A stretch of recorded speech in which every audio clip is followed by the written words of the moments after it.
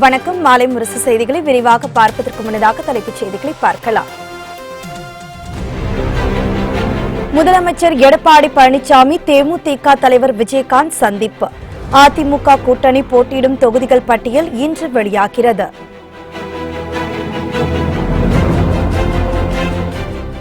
காங்கிரஸ் கட்சி சார்பில் தேர்தலில் போட்டியிட விருப்ப மனு விநியோகம் தொடக்கம். கன்னியாகுமரியில் ராகுல் காந்தி போட்டியிட விருப்ப மனு வாங்கிய தொண்டர்கள் உற்சாகம்.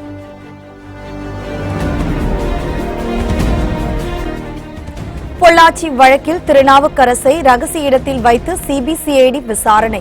வீடியோ போட்டோ பரவுவதை தடுக்குமாறு பேஸ்புக், வாட்ஸ்அப் நிறுவனங்களுக்கு கடிதம்.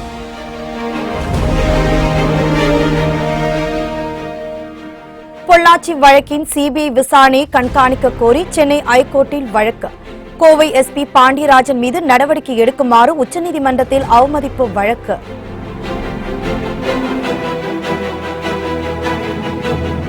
ஐம்பத்து 6 பேருக்கு இரண்டாம் கட்டமாக பத்ம விருதுகளை வழங்கினார் ஜனாதிபதி ராம்நாத் கோவிந்த். சமூக சேவகி மதுரை சின்னப்பிள்ளை, கிரிக்கெட் வீரர் கௌதம் கம்பீருக்கு பத்மஸ்ரீ விருது வழங்கி கௌரவிப்பு.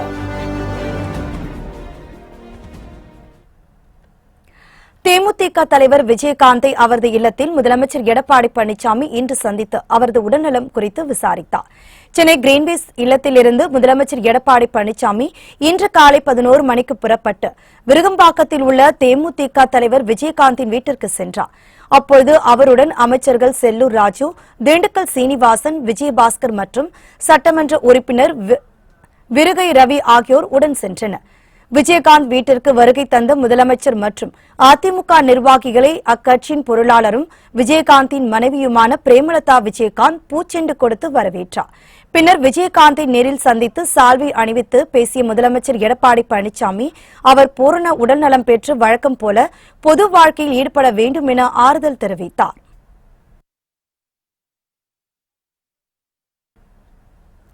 மக்களவைத் தேர்தலை ஒட்டி அதிமுக கூட்டணி போட்டியிடும் தொகுதிகள் பட்டியல் இன்று வெளியிடப்படுகிறது. மக்களவைத் தேர்தலில் அதிமுக தலைமையிலான கூட்டணியில் பாஜக, பாமக, தேமுதிக, தமாக, புதிய தமிழகம், புதிய நீதி கட்சி, என்ஆர் காங்கிரஸ் ஆகியவை இடம்பெற்றுள்ளன. தமிழகம் மற்றும் புதுச்சேரியில் உள்ள 40 தொகுதிகளில் அதிமுக 20 தொகுதிகளில் போட்டியிடுகிறது. அதன் கூட்டணி கட்சிகளான பாமகவுக்கு 7, பாஜகவுக்கு 5, தேமுதிகவுக்கு 4, தமாகவுக்கு 1, புதிய தமிழகம் கட்சிக்கு 1, புதிய நீதி கட்சிக்கு 1, என்ஆர் காங்கிரஸ் கட்சிக்கு 1 என தொகுதிகள் ஒதுக்கப்பட்டுள்ளன. புதுச்சேரி தொகுதி என்ஆர் காங்கிரஸ் கட்சிக்கு ஒதுக்கப்பட்டுள்ளது. இதனைத் தொடர்ந்து தமிழகத்தில் அதிமுக கூட்டணியில் உள்ள மற்ற கட்சிகளுக்கு தொகுதி ஒதுக்குவது குறித்து பேச்சுவார்த்தை நடைபெற்றது.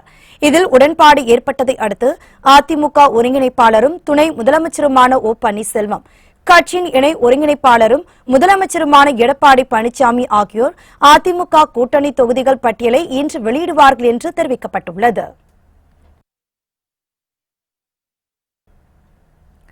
பொள்ளாச்சி பாலியல் வன்கொடுமை விவகாரத்தில் முக்கிய குற்றவாளியான திருநாவுக்கரசிடம் சிபிசிஐடி காவல்துறையினர் தீவிர விசாரணையில் ஈடுபட்டுள்ளனர். பொள்ளாச்சி பாலியல் வன்கொடுமை வழக்கில் திருநாவுக்கரசு, சபரிராஜன், சதீஷ், வசந்தகுமார் ஆகிய 4 பேர் கைது செய்யப்பட்டுள்ளனர். இந்த வழக்கில் திருநாவுக்கரசு தலைமறைவாக இருந்து கைது செய்யப்பட்ட நிலையில் அவர்தான் இந்த வழக்கின் முக்கிய குற்றவாளியாக இருக்கலாம் என்று கூறப்படுகிறது. பாதுகாப்பு நலன் கருதி பொள்ளாச்சி குற்றவியல் நடுவர் நீதிமன்றத்தில் காணொலி காட்சி மூலம் ஆஜர்படுத்தப்பட்ட திருநாவுக்கரசுக்கு 4 நாட்கள் சிபிசிஐடி காவல் வழங்கி நீதிபதிகள் உத்தரவிட்டுள்ளனர். இதனைத் தொடர்ந்து திருநாவுக்கரசிடம் சிபிசிஐடி காவல்துறையினர் தீவிர விசாரணை நடத்தி வருகின்றனர். தற்போது திருநாவுக்கரசு ரகசிய இடத்தில் வைத்து விசாரிக்கப்பட்டு வருவதாகவும் இந்த வழக்கு தொடர்பான பல்வேறு முக்கிய தகவல்களை அவர் போலீசாரிடம் கூறியுள்ளதாகவும் தகவல்கள் வெளிவந்துள்ளன.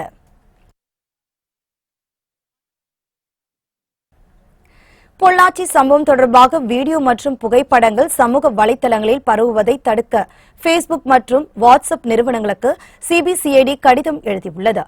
பொள்ளாச்சியில் பேஸ்புக் மூலம் இளம் பெண்களை ஏமாற்றி பாலியல் வன்கொடுமை செய்த 4 பேரை போலீசார் கைது செய்துள்ளனர். மேலும் இந்த சம்பவத்தில் 100க்கும் மேற்பட்ட பெண்கள் பாதிக்கப்பட்டுள்ளதாக கூறப்படுகிறது.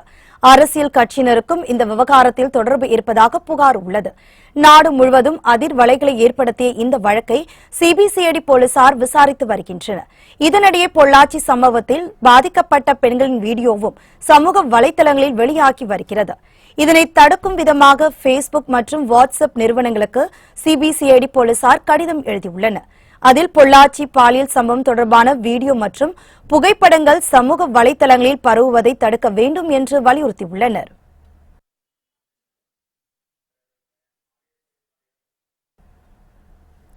பொள்ளாச்சி பாலியல் பலாத்கார வழக்கில் சிபிஐ விசாரணை உயர்நீதிமன்றம் கண்காணிக்க கோரி வழக்கு தொடரப்பட்டுள்ளது.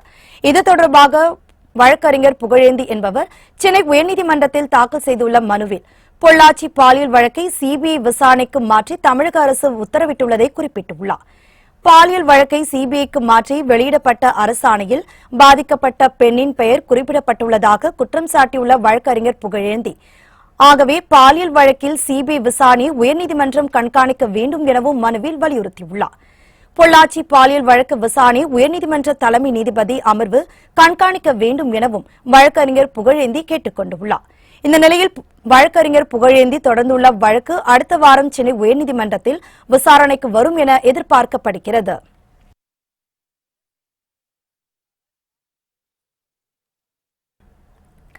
பொள்ளாச்சி பாலியல் விவகாரத்தில் புகார் அளித்த பெண்ணின் அடையாளத்தை வெளியிட்ட கோவை எஸ்பி பாண்டியராஜன் மீது நடவடிக்கை எடுக்க கோரி உச்சநீதிமன்றத்தில் வழக்கு தொடரப்பட்டுள்ளது.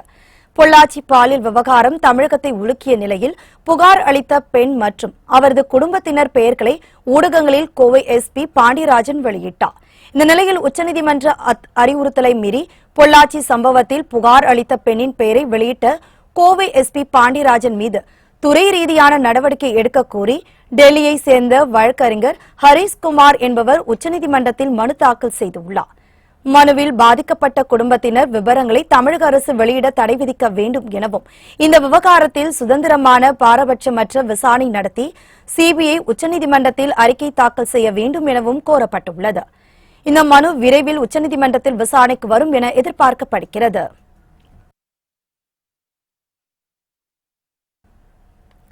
இந்திய கம்யூனிஸ்ட் கட்சியின் மக்களவை தொகுதி வேட்பாளர்கள் செல்வராஜ் மற்றும் திருப்பூர் சுப்பராயன் ஆகியோர் திமுக தலைவர் மு க ஸ்டாலினை இன்று மரியாதை நிமித்தமாக சந்தித்து பேசினர்.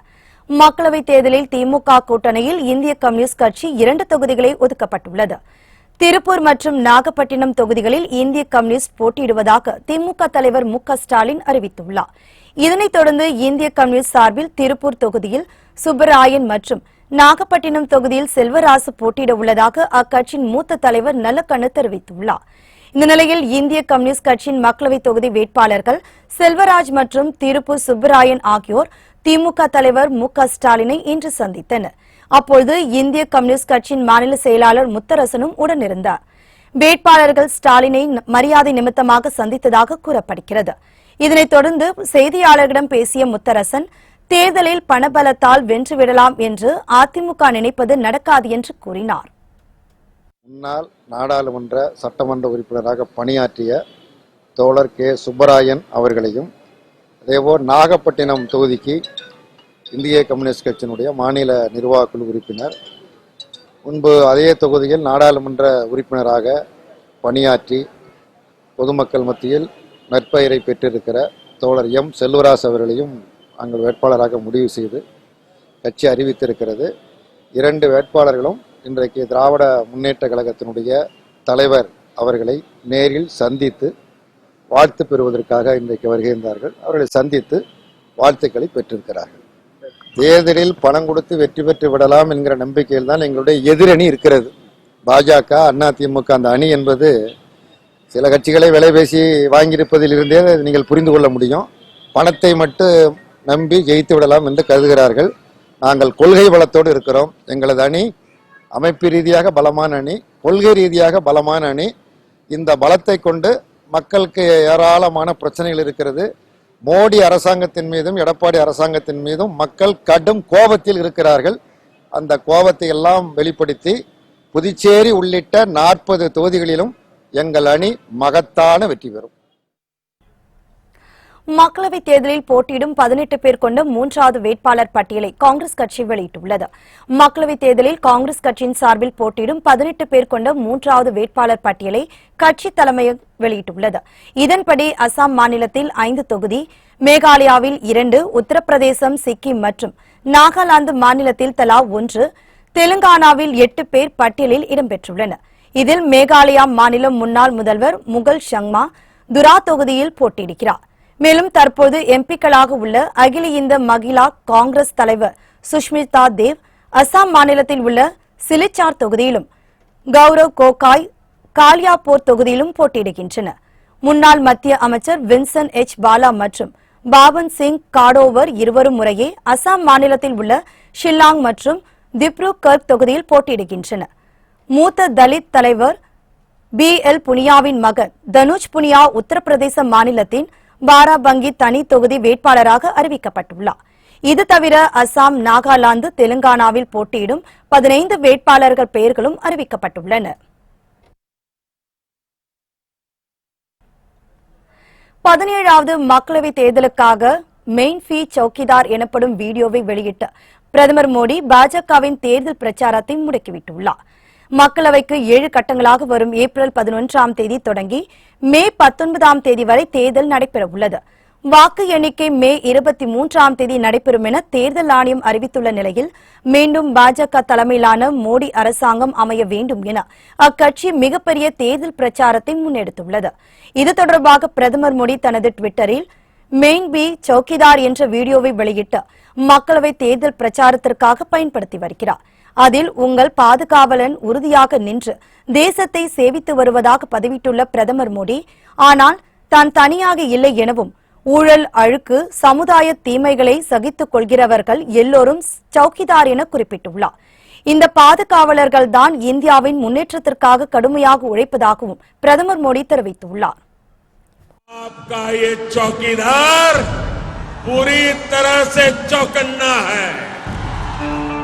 ये देश ये मेरा वतन, ये मेरा घर मेरा चमन, ये देश ये मेरा वतन, ये मेरा घर मेरा चमन, सबका विकास चाहता और चाहता हूँ बस अमन। वो एक अकेला चल पड़ा, मैं उसकी ही कतार हूँ, से करता काम हूँ, एक घर का चूल्हा मुझसे है, मैं उज्ज्वला सा नाम हूँ, मैं उज्ज्वला सा नाम हूँ, मैं देश के विकास में। சமூக சேவகி சின்னப்பிள்ளை, கிரிக்கெட் வீரர் கௌதம் கம்பீர் உள்ளிட்டோருக்கு குடியரசுத் தலைவர் ராம்நாத் கோவிந்த் பத்மஸ்ரீ விருதுகளை வழங்கினார்.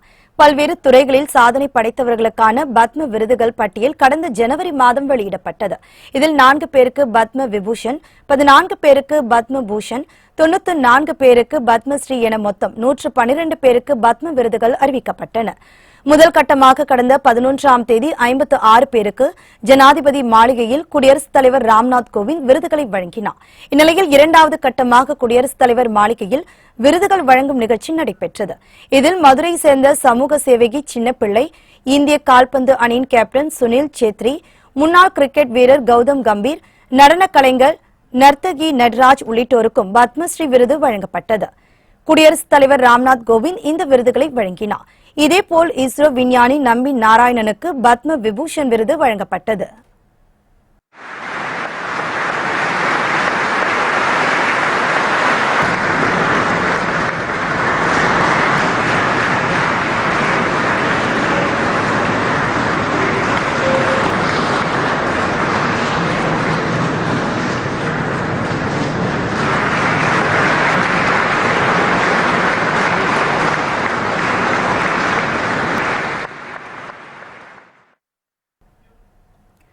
கர்நாடக மாநிலம் மங்களூர் கடல் பகுதியில் விஞ்ஞானிகளுடன் சென்ற ஆராய்ச்சி கப்பலில் திடீர் தீ விபத்து ஏற்பட்டதால் பரபரப்பு நிலவியது. கர்நாடக மாநிலம் மங்களூர் கடல் பகுதியில் சென்று கொண்டிருந்த ஆராய்ச்சி கப்பலில் நேற்று இரவு திடீர் தீ விபத்து ஏற்பட்டது. தீயை அணைக்கும் பணியில் இந்திய கடற்படைக்கு சொந்தமான விக்ரம் மற்றும் ஷூர் ஆகிய கப்பல்கள் ஈடுபட்டன. விபத்துக்குள்ளான ஆராய்ச்சி கப்பலில் இந்த 16 விஞ்ஞானிகள் மற்றும் 30 சிப்பந்திகள் பயணித்தனர். இந்த தீ உடனடியாக கட்டுக்குள் கொண்டுவரப்பட்டதால் அனைவரும் எந்த காயமும் இன்றி உயிர் பிழைத்தனர். தீ அணைக்கப்பட்டதை அடுத்து ஆராய்ச்சி கப்பல் மங்களூர் துறைமுகத்துக்கு கொண்டுவரப்பட்டது. கன்னியாகுமரி மற்றும் சிவகங்கை தொகுதியில் ராகுல் காந்தி போட்டியிட காங்கிரஸ் கட்சி நிர்வாகிகள் விருப்ப மனு தாக்கல் செய்துள்ளனர். நாடாளுமன்ற தேர்தலில் திமுக, காங்கிரஸ் உள்ளிட்ட கூட்டணி கட்சிகளிடையே தொகுதி பங்கீடு அறிவிக்கப்பட்டது. இதனையடுத்து அறிவிக்கப்பட்ட தொகுதிகளில் காங்கிரஸ் கட்சி சார்பில் போட்டியிட விரும்புபவர்கள் நேற்றும் இன்றும் விருப்ப மனுக்களை அளித்து வருகின்றனர். இதன்படி சென்னை சத்தியமூர்த்தி பவனில் 2வது நாளாக விருப்ப மனு விநியோகிக்கப்பட்டு வருகிறது. இதில் கன்னியாகுமரி தொகுதியில் காங்கிரஸ் தலைவர் ராகுல் காந்தி போட்டியிட வேண்டும் என தென் சென்னை மாவட்ட காங்கிரஸ் நிர்வாகிகள் விருப்ப மனு அளித்துள்ளனர். இன்க்ளூஷன் சொல்றாங்க, எல்லா சமுதாயத்துக்கு, எல்லா மதத்துக்கும், எல்லா பின்பற்றோருக்கு, மாற்றுத்திறனாளிகளுக்கு சமமாக இடம் கொடுக்கப்பட வேண்டும் அரசியல் சொல்றாங்க. சோ அந்த அடிப்படையில நானும் நாமினேஷன் தாக்கல் செஞ்சிருக்கேன். காங்கிரஸ் கட்சி நிச்சயமாக நல்ல முடிவு எடுத்து எனக்கு அந்த வாய்ப்பு கொடுப்பாங்க நான் நம்புறேன். அது மட்டும் இல்லாம திருநங்கைகளுக்கு பொதுவா என்ன சொல்லுவாங்கன்னா, உங்களால முன்னேற முடியாது, உங்களை பார்த்து உலகம் சிரிக்கும், உங்களுக்கான ஒரு மதிப்பு கூடிய இடமே இல்ல, ஒரு ஒதுக்கப்பட்ட ஒரு சமுதாயமா தான் பாக்குறாங்க. அது நான் மாற்ற வேண்டும், மாற்ற போகிறேன். நிச்சயமாக எங்கள் குரலும் நாடாளுமன்றத்துல கேட்கணும்னு நான் நம்புறேன். சோ அதனாலதான் இந்த மனு தாக்கல் செஞ்சிருக்கேன். இதேபோல் காங்கிரஸ் தென் சென்னை மாவட்ட செயலாளர் கராத்தே தியாகராஜன் சிவகங்கை தொகுதியில் ராகுல் காந்தி போட்டியிட வேண்டும் என விருப்ப மனு தாக்கல் செய்துள்ளார். பொதுமக்களின் என்ன நினைக்கிறார்களோ அதற்காக ஏறத்தாழ 150 மீட்டிங்கில் இந்தியா முழுவதும் பெற்று இளைஞர்கள் மற்றும் தொழிலாளர்கள், விவசாயிகள் போன்றவர்களின் அந்த கருத்தை கேட்டு தேர்தல் அறிக்கை தலைவர் ராகுல் காந்தியின் ஆலோசனைப்படி தலைவர் சிதம்பரம் அவர்கள் அந்த பொறுப்பை ஏற்றுகிறார்கள். இந்த கூட்டணி வெற்றி கூட்டணி. காங்கிரஸ் கட்சியை பொறுத்த மட்டும் தொண்டர்களுக்கு, இளைஞருக்கு வாய்ப்பளிக்க மேலிட தலைமை முடிவு செய்கிறது. அதே போல இன்று நமது மத்திய சென்னையில் இருக்கும் காங்கிரஸ் SC/ST பிரிவு மாவட்ட தலைவர் ரஞ்சன்குமார் அவர்கள் திருவள்ளூருக்கு மனு செய்தார்கள். தனி தொகுதிக்கு அவர்களை தொண்டர்களின் சார்பாக எங்களுடைய வாழ்த்துக்களை தெரிவித்துக் கொள்கிறோம். அதிமுக மாவட்ட செயலாளர்கள் மற்றும் அமைச்சர்கள் ஆலோசனைக் கூட்டம் நாளை சென்னையில் நடைபெறுகிறது. சென்னை ராயப்பேட்டையில் உள்ள அதிமுக தலைமை அலுவலகத்தில் கட்சியின் ஒருங்கிணைப்பாளரும் துணை முதலமைச்சருமான ஓ பன்னீர்செல்வம் மற்றும் இணை ஒருங்கிணைப்பாளரும் முதலமைச்சருமான எடப்பாடி பழனிசாமி ஆகியோர் தலைமையில் நடைபெறும் மாவட்ட செயலாளர்கள் மற்றும் அமைச்சர்கள் ஆலோசனைக் கூட்டத்தில் கட்சியின் முக்கிய நிர்வாகிகளும் கலந்து கொள்கின்றனர். இந்த கூட்டத்தில் மக்களவைத் தேர்தல் பணிகள், 18 தொகுதிகளுக்கான இடைத்தேர்தல் செய்ய வேண்டிய பணிகள் தொடர்பாக விவாதிக்கப்படுகிறது. இந்த கூட்டத்திற்கு பின் அதிமுக வேட்பாளர் பட்டியல் வெளியிடப்படலாம் என கட்சி தொண்டர்கள் ஆவலுடன் எதிர்பார்த்துள்ளனர்.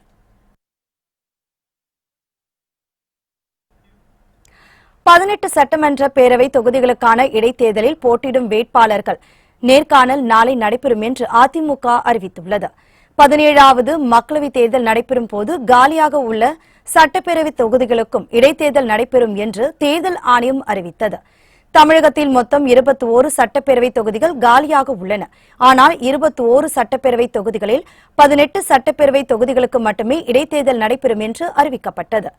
மீதமுள்ள அரவக்குறிச்சி, ஒட்டப்பிடாரம், திருப்பரங்குன்றம் ஆகிய 3 தொகுதிகளில் தேர்தல் தொடர்பான வழக்குகள் நிலுவையில் உள்ளதால் அந்த தொகுதிகளுக்கு இடைத்தேர்தல் குறித்த அறிவிப்பு இல்லை என்று தேர்தல் ஆணையம் தெரிவித்தது.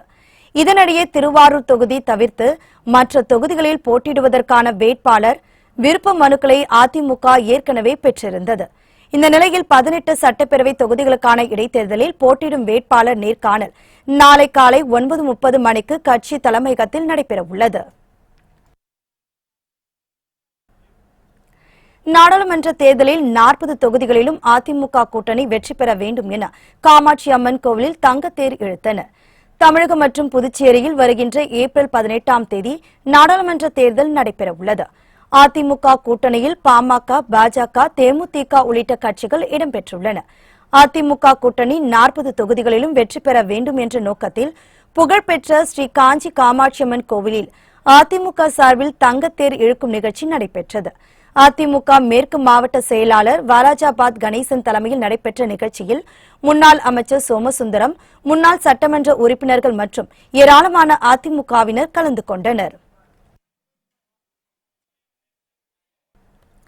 திமுக தலைமையிலான மதசார்பற்ற முற்போக்கு கூட்டணியில் இடம்பெற்றுள்ள மார்க்சிஸ்ட் கட்சி வேட்பாளர்கள் குறித்த தகவல்களை தற்பொழுது பார்க்கலாம். கோவை நாடாளுமன்ற தொகுதியில் முன்னாள் நாடாளுமன்ற உறுப்பினரும் மார்க்சிஸ்ட் கம்யூனிஸ்ட் கட்சியின் கோவை மாவட்ட செயற்குழு உறுப்பினருமான PR நடராஜன் போட்டியிடுகிறார்.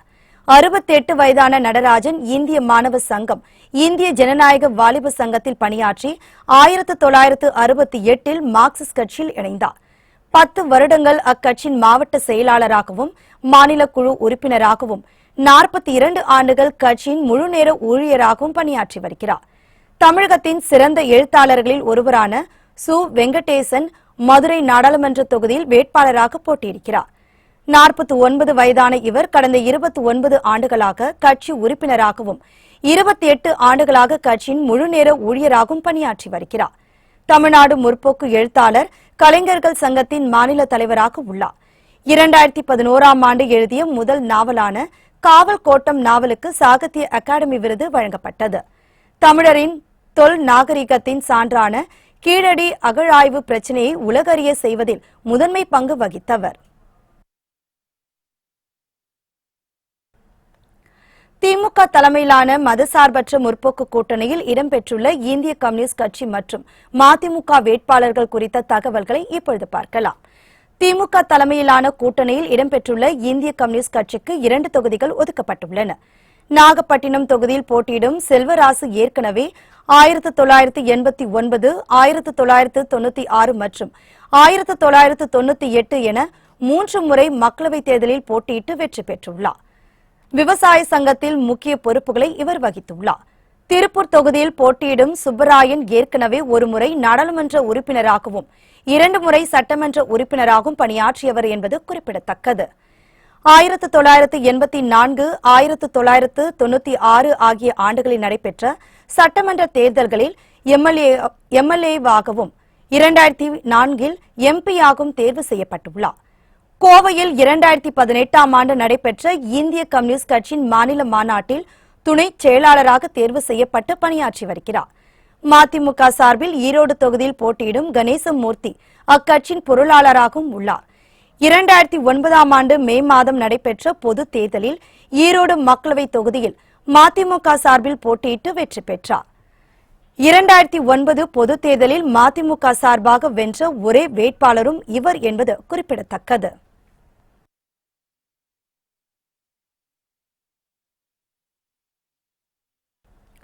மதிமுக சார்பில் ஈரோடு தொகுதியில் கணேசமூர்த்தி போட்டியிடுவார் என அக்கட்சியின் பொதுச் செயலாளர் வைகோ அறிவித்துள்ளார். திமுக கூட்டணியில் மதிமுகவுக்கு மக்களவையில் ஈரோடு தொகுதியும் மாநிலங்களவையில் ஒரு இடமும் ஒதுக்கப்பட்டுள்ளது. இந்நிலையில் நடைபெறவுள்ள 17வது மக்களவைத் தேர்தலில் திமுக தலைமையிலான மதசார்பற்ற முற்போக்கு கூட்டணி சார்பில் ஈரோடு நாடாளுமன்ற தொகுதியில் மதிமுக வேட்பாளராக கட்சியின் பொறுப்பாளர் கணேசமூர்த்தி போட்டியிடுவார் என்று வைகோ அறிவித்துள்ளார். திமுகவிலிருந்து பிரிந்து மதிமுக உதயமானது முதல் அக்கட்சியிலிருந்து வரும் கணேசமூர்த்தி வைகோவின் நெருங்கிய நண்பர் என்பதும் கடந்த 2009ஆம் ஆண்டு ஈரோடு மக்களவைத் தொகுதியில் போட்டியிட்டு வெற்றி பெற்றவர் என்பதும் குறிப்பிடத்தக்கது.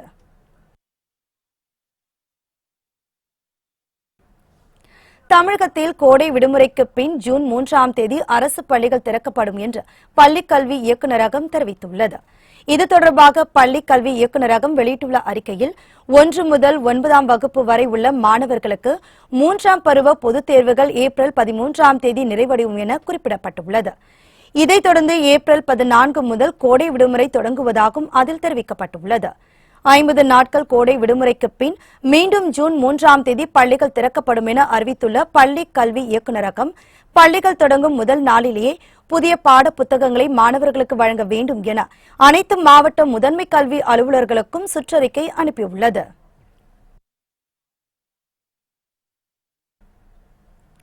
கோவையில் உள்ள நல்லூர் கிராமத்தில் குட்டியுடன் காட்டு யானை ஒன்று உலா வருவதால் அப்பகுதி மக்கள் அச்சத்தில் உறைந்துள்ளனர். கோவை போலுவாம்பட்டி மற்றும் மதுக்கரை வனச்சரகத்திற்கு உட்பட்ட பகுதிகளில் அண்மை காலமாக காட்டு யானை நடமாட்டம் அதிகரித்துள்ளது. கடந்த 2 தினங்களுக்கு முன்பு சாடி வயல் யானைகள் முகாமில் நுழைந்த காட்டு யானை ஒன்று அங்கிருந்த கும்கி யானை சேரனை தனது தந்தத்தால் தாக்கியதில் சேரன் பலத்த காயமடைந்தது. இந்நிலையில் காருண்யா நகர் அடுத்த நல்லூர் வயல் பகுதியில் குட்டியுடன் தாய் யானை ஒன்று சுற்றி வருகிறது. இதுகுறித்து கிராம மக்கள் வனத்துறையினருக்கு தகவல் அளித்தும் அவர்கள் வரவில்லை. இதனால் அச்சமடைந்துள்ள கிராம மக்கள் தாங்களாகவே முன்வந்து விலங்குகளை எரிய வைத்தும் விளக்குகளை எரிய வைத்தும் வாகன முகப்பு விளக்குகளை எரிய வைத்தும் யானை விரட்டும் பணியில் ஈடுபட்டுள்ளனர்.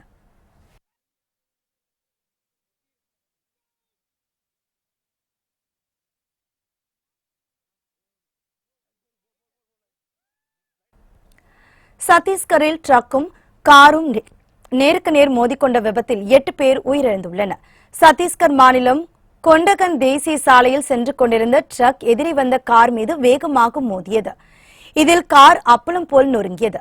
இந்த கோர விபத்தில் 8 பேர் உயிரிழந்துள்ளனர். மேலும் 2 பேர் படுகாயங்களுடன் சிகிச்சை பெற்று வருகின்றனர். இந்த விபத்து குறித்து நேரில் ஆய்வு கொண்ட மாவட்ட ஆட்சியர் விசாரணைக்கு உத்தரவிட்டார். மேலும் விபத்தில் பலியானவர்களின் குடும்பங்களுக்கு தலா 25,000 ரூபாய் வழங்கப்படும் எனவும் காயமடைந்தவர்களுக்கு இலவச சிகிச்சை அளிக்கப்படும் எனவும் தெரிவிக்கப்பட்டுள்ளது. பொன்னேரி அருகே தேர்தல் பறக்கும் படையினர் நடத்திய வாகன சோதனையில் 10 லட்சம் ரூபாய் மதிப்பீட்டிலான குட்கா பறிமுதல் செய்யப்பட்டுள்ளது. திருவள்ளூர் மாவட்டம் பொன்னேரி அடுத்த புதுவாயில் பகுதியில் சென்னை கொல்கத்தா தேசிய நெடுஞ்சாலையில் தேர்தல் பறக்கும் படையினர் வாகன சோதனையில் ஈடுபட்டிருந்தனர். அப்பொழுது சென்னையிலிருந்து ஆரணி நோக்கி சென்று கொண்டிருந்த லாரியை நிறுத்தி அவர்கள் சோதனை விட்டனர். அதில் 10 லட்சம் ரூபாய் மதிப்பீட்டிலான தடை செய்யப்பட்ட குட்கா பொருட்கள் இருப்பது தெரியவந்தது. இதனையடுத்து பறிமுதல் செய்யப்பட்ட குட்காவை கவரப்பேட்டை காவல் நிலையத்தில் பறக்கும் படையினர் ஒப்படைத்தனர். இதனையடுத்து இச்சம்பவம் தொடர்பாக வழக்கு பதிவு செய்த காவல்துறையினர் லாரியை ஓட்டி வந்த ஆதிகேசவனை கைது செய்து விசாரணை நடத்தி வருகின்றனர். புத்தம் புதிய செய்திகள் அவ்வப்போது முழுமையாக மாலை முரசு தொலைக்காட்சி வழங்கும். தொடர்ந்து இணைந்திருங்கள் மாலை முரசு தொலைக்காட்சியுடன். வணக்கம்.